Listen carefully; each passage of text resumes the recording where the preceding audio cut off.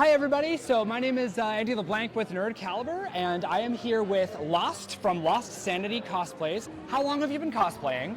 And talk to me a little bit about the character that you're cosplaying now. I started cosplaying in 2017, entirely by accident. I didn't know what it was, and I was going to Anime Boston, and they had a tab on their website called Cosplay, and I clicked on it, and I have never been the same since. Excellent. So now all these years later, mainly I chose this because I needed a break. So I typically do competitive cosplay, meaning most of my builds are incredibly detailed and labor intensive. Oh, okay. And I'm coming off the back of finishing Gortash from Baldur's Gate. Excellent. Oh, you're singing to the choir right now. Took me a full year to build, and I was exhausted, burnt out. We all need self-care. So my partner got me an X-Men 97.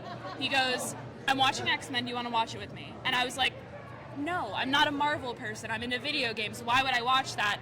3 minutes in and I was hooked. Oh my God. If you haven't seen it, do yourself a favor and watch it. I'm going to remember that too. Oh my God. So, and then I was Googling later because I was like, on the off chance, what if I just buy a cosplay? I haven't bought a cosplay since I was like a teenager because I've switched to making them, but I needed a break. And I was like, I have adult money now, I should get myself some self-care and just buy something. So I found this on the internet, bought it.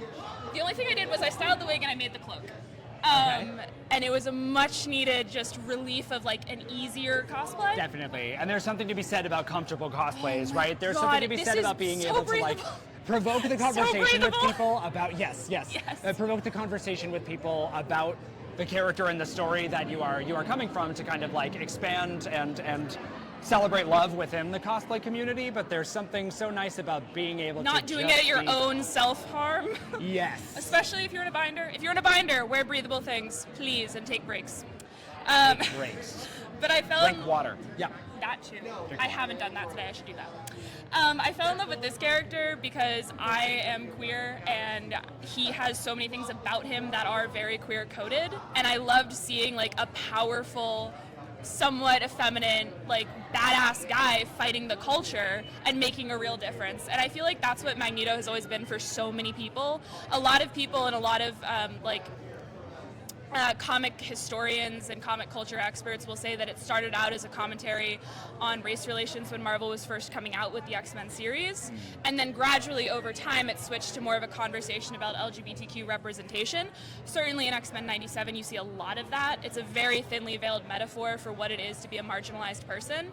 And I can speak to the queer experience, and I related to a lot of what I was seeing in the show about being conscious of how you present yourself in the day-to-day world and how society might respond to the way you are or the identities you have.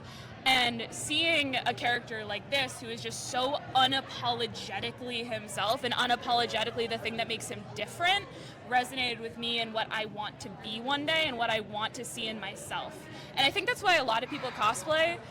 Right? That's as a member of the community myself, there's already this sort of like this story to tell with identity in the first place. Yes. Even if the hero isn't necessarily queer, you project that onto them. Yes. Because we don't have enough representation as it is. So when you see a character that you can even slightly latch onto, you're like, you're coming home with me. That's it. You're me, I'm you, come on. But I feel like that's the beauty of cosplay, honestly, is you see these characters, and I think for myself and a lot of my friends, we cosplay the characters that we want to emulate to some degree.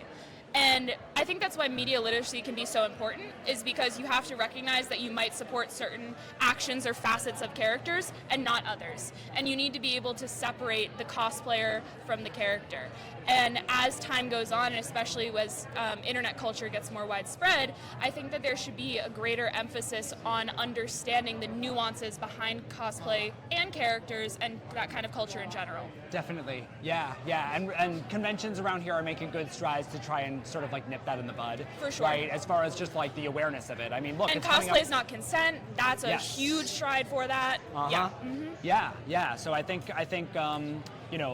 personally, I've been around the Boston area, and I know Boston is doing a pretty good job at just like increasing the conversation about it, right? Yes. So that's incredible. So we can all kind of do our part to sort of perpetuate that, right? And make sure that we're making friends and we're extending ourselves into the community and being safe about it. And also just being kind.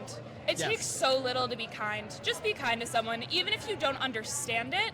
That doesn't mean you have to be negative about it. Definitely. Just let them do their thing and just try to, when you get the chance and you see something that's different from you, maybe instead of being taken aback by it, take that opportunity to learn more about it and actually expose yourself to something that you're not familiar with. Yeah, and learning more about yourself too, right? Absolutely. Like challenging yourself and like admitting that you don't have all the answers is a huge thing. And then you might learn things about yourself that you didn't even know you didn't know. Yes. Yeah. Well said. Well said. That's exactly right. Oh my gosh. That's amazing. Thank you. Thank you so much. Yeah, this has been absolutely incredible. You want to sort of like introduce yourself one more time? Any like social media people can follow? I'm Lost with Lost Sanity Cosplays. That's my Instagram, but you can also find it under Lost Sanity Cosplays _gallery, and that's where you're going to find all my curated cosplay content.